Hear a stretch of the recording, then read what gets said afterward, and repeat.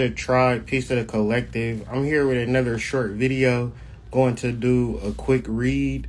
Now, first off, how I read is how I read. Some people can tell you, what you did in 1979, but my thing is, how is that going to help you?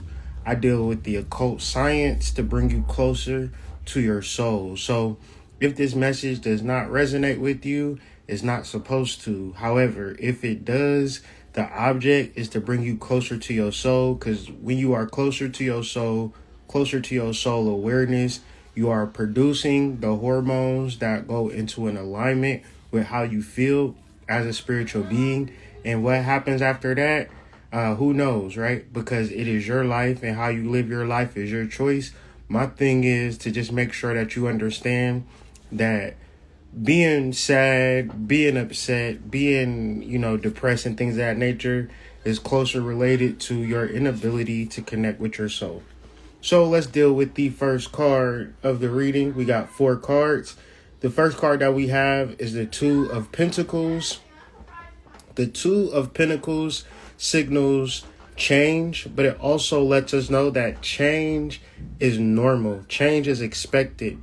When we are used to changes and prepare for changes, we are at our best. When we are wishing for things to stay the same, or wishing for things to be like they used to be, or hoping that things stay steady or stable, we find ourselves in a very weird situation, because the earth constantly changing and moving. Our mind is telling us that we want things to be the same. So if being the same is causing turmoil in your life, like every good snake, shout out to your reptilian brain, it is time to shed that skin. And as we deal with this particular correspondence, we have 2 cards that come right in a row of another. Queen of Swords, followed by the King of Swords. And this is representing the ultimate of how to alter the way that you're thinking, right? The king and the queen, the masculine and feminine. So what does the Queen of Swords talk about? The Queen of Swords is specific to killing off your old habits and ways of thinking. Period, point blank. That is how you change. 10 times out of 10, we're trying to carry on how we used to think, and we're trying to make sure that how we think is right. It's called bias, okay? If you're operating out of bias, it feels right. You think it's right, but 100% of the time, it is not right. Bias is not correct. Bias is not wisdom. The idea with the Queen of Swords is to get rid of all biases, get rid of all thoughts. Because what are thoughts essentially going to do? They're going to limit you. So one would say, well, all right, I clear my thoughts. Then what? We move into the King of Swords. In the Thoth Tarot deck, they call the King of Swords the Knight of Swords. This card is much simpler than the Queen of Swords. This card talks about being objective in reference to your mind and your body, right? Because you are the soul. You are not the mind and the body. However, the soul can bring its consciousness down to the mind and the body and think that it is the mind and the body. So if it gets to a point where energy is tumultuous, or some type of stress is happening, some type of difficulty or negative energy is happening, it may not have anything to do, I guarantee you it has nothing to do with something that's wrong with you. It's like holding a gallon of milk in your hand for 5 years. Just because the milk is spoiled doesn't mean that you're spoiled. Just because the relationship is soured doesn't mean that you've soured. Just because the job isn't working out doesn't mean that you're a horrible employee. You are allowed to what? Change. Okay? In whatever situation, your relationship does not want change. Your job does not want change. Your mortgage does not want change. It wants to stay the same for 30 years. However, that is going to cause a disruptance in your energy field.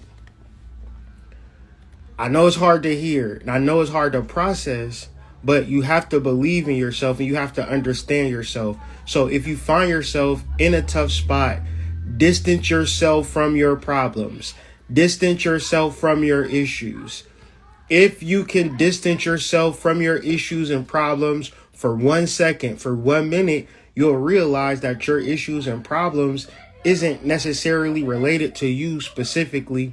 It might be related to what you're aligning with. You don't need to be at that job forever. You don't need to be in that relationship forever. You don't need to be in these particular circumstances forever.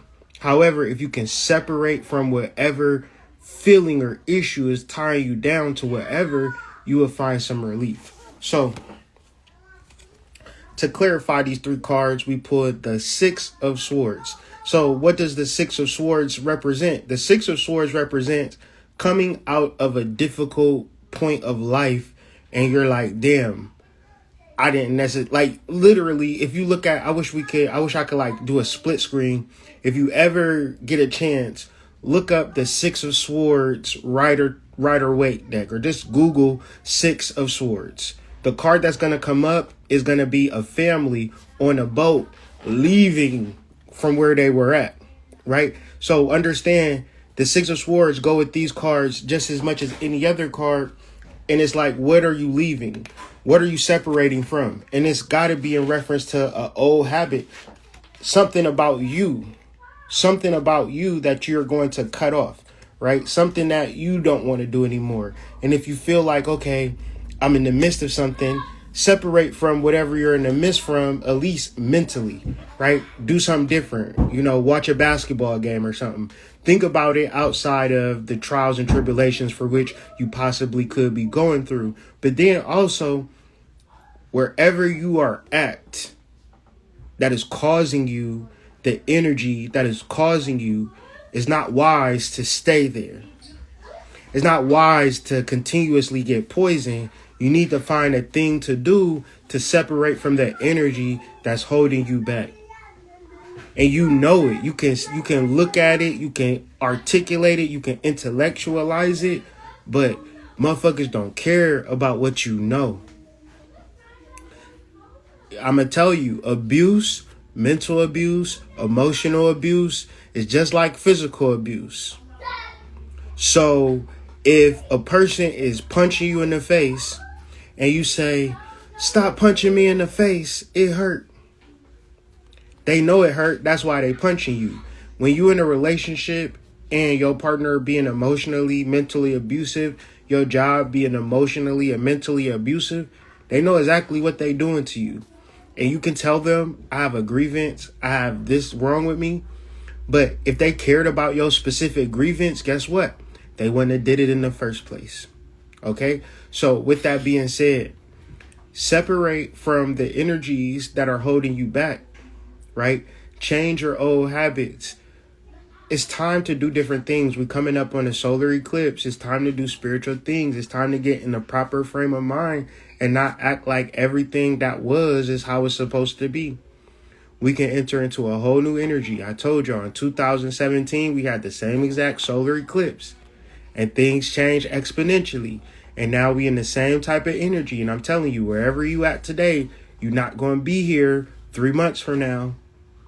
For better or for worse, you can start to make your plan right now, how you want to be 3 months from now, and start living in that particular energy. Or you can say, well, yesterday was horrible and I need to stay in this yesterday energy. You actually don't. So with that being said, I'm going to end this video. I hope y'all took something from this video. Like the video, share the video, do that good stuff. I appreciate y'all for rocking with me, and I'll see y'all on the flip side. Peace.